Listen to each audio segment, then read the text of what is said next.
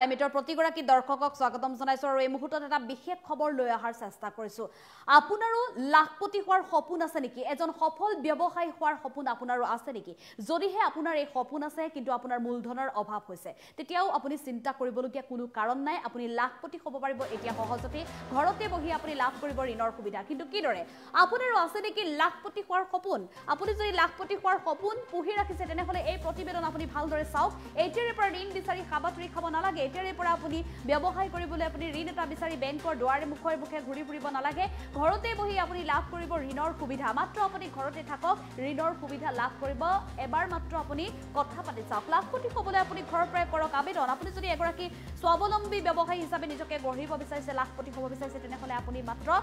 আগবাঢ়ক বেংকৰ কৰ্মচাৰী নিজে আহিব ঘৰলৈ আপুনি ঋণৰ কথা পাতক বেংকৰ কৰ্মচাৰী নিজে আপোনাৰ ঘৰলৈ আহিব কোনো সম্পত্তি বন্ধক নিদিয়াকৈ সম্পত্তি বন্ধক অবিহনে আপুনি লাভ কৰিব লাখ টকাৰ ঋণৰ সুবিধা কিন্তু কিদৰে কৰিব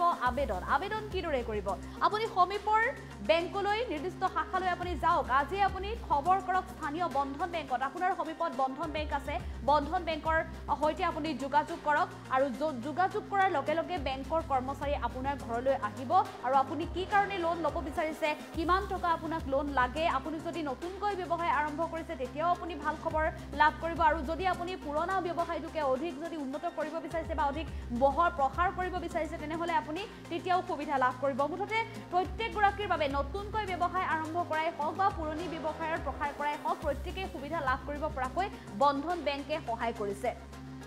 গ্ৰামাঞ্চলৰ বিভিন্ন প্ৰান্তৰ চহৰৰ চুবুৰীয়ে সোমাই পৰিছে বন্ধন বেংক চহৰতো দেখিবলৈ পোৱা গৈছে বন্ধন বেংক মুঠতে বন্ধন বেংকে সকলোতে এতিয়া পুৰুষ মহিলা সকলোকে আগবঢ়াই দিয়াত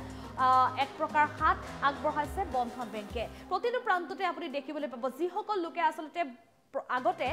কৃষি কৰ্মৰ লগত বা ঘৰতে হাঁহ কুকুৰা পুহি তেওঁলোকে কোনোমতে ভাত মুঠি খাই থাকিবলগীয়া হৈছিলে আনৰ ঘৰত হাজিৰা কৰিবলগীয়া পৰিস্থিতিৰ সৃষ্টি হৈছিলে সেইসকল লোকৰ এতিয়া সহায়ৰ হাত হৈছে বন্ধন বেংক কিয়নো বন্ধন বেংকে তেওঁলোকক নিৰ্দিষ্ট এক ধনৰাশি দিছে তেওঁলোকে এটা সপোন পুহি ৰখা তেওঁলোকৰ মনত যিটো সপোন আছিলে বন্ধন বেংকৰ জৰিয়তে বা তেওঁলোকৰ এটা ব্যৱসায় কৰাৰ যিটো সপোন আছিলে সেই সপোন তেতিয়া তেওঁলোকৰ পূৰণ কৰিবলৈ সক্ষম হৈছে বন্ধন বেংকে যি বেংকলৈ আমি অন্যান্য যদি বেংকসমূহলৈ যাওঁ আমি যেতিয়া লোনৰ কাৰণে আবেদন কৰোঁ আমাৰ যদি চাকৰি নাথাকে তেনেহলে আমাৰ অন্যান্য বেংকৰ মেনেজাৰসমূহে গুৰুত্ব নিদিয়ে বহু গ্ৰাহকে ইতিমধ্যে তেনেধৰণৰ অভিযোগ দিছে বহু বেংকলৈ গৈছে তেওঁলোক ঋণ বিচাৰি হাবাথুৰি খাব লগা হৈছে ডকুমেণ্টছৰ ওপৰত ডকুমেণ্টছ লয় কিন্তু তেওঁলোকক কোনো ধৰণৰ ঋণ নিদিয়ে বা তাৰপিছত যদিহে তেওঁলোকে ঋণ ল'বলগীয়া হয় তেনেহলে সম্পত্তি বন্ধক দিব লগা হয় সোণৰূপ বন্ধক দিব লগা হয় মাটি বাৰী মৰ্টগেজ দিব লগা হয় তেনেধৰণে সম্পত্তি মৰ্টগেজ দিয়াৰ পিছতে তেওঁলোকে লাভ কৰে ঋণৰ সুবিধা কিন্তু এতিয়া বন্ধন বেংকে তেনে কোনো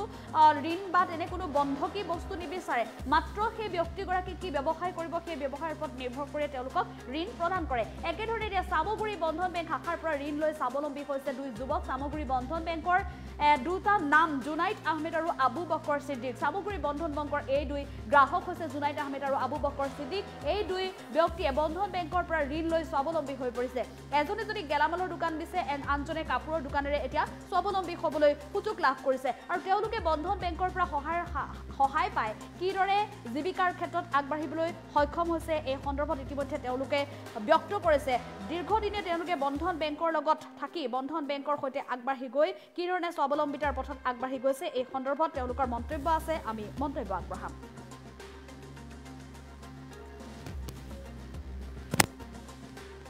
হয় মই 2010 পৰা লৈছো 10,000 টকা তাৰপিছত লাহে লাহে বঢ়াই এতিয়া 2.5 লাখ টকা হৈছে এতিয়া বন্ধন বেংকৰ পৰা লোন লৈ মই উপকৃত হৈছো মই দোকান চলাই আছো মোৰ জীৱিকা ভালেই চলি আছে বৰ্তমান 3টা ল'ৰা ছোৱালী মই লিখা পঢ়া কৰাই আছো এজন ল'ৰা আপোনাৰ BHC পাছ কৰিব এইবাৰ পৰীক্ষা দি আছে আৰু এজনী ছোৱালী হাই ছেকেণ্ডেৰীত পঢ়ি আছে আৰু সৰু ছোৱালী এজনী 10,000 টকা লৈছিলো তাৰপিছত 20,000 টকা দিছে তাৰপিছত 50 এনেকৈ বাঢ়ি গৈ এতিয়া 2.5 লাখ টকা লৈ পাইছে দোকান চলাই আছো মই ইণ্টাৰেষ্ট বহুত কম সেইকাৰণে আৰু বন্ধনত কোনো জামেলা নাই যেনে মানে যিদিনাখন ক'ব সিদিনাখনে লোনটো দি দিয়ে সেইকাৰণে আমি বন্ধন বেংকৰ চবকেইটা বাদ দি পেলাই এতিয়া মই বন্ধন বেংকৰ পৰা লোন লৈ আছো এতিয়া মই আশা কৰিছো এইবাৰ আৰু বেছিকৈ দিলে আৰু মই হোলচেল কৰিম হয় কিমান বছৰ ধৰি আপুনি দোকান চলাই আছে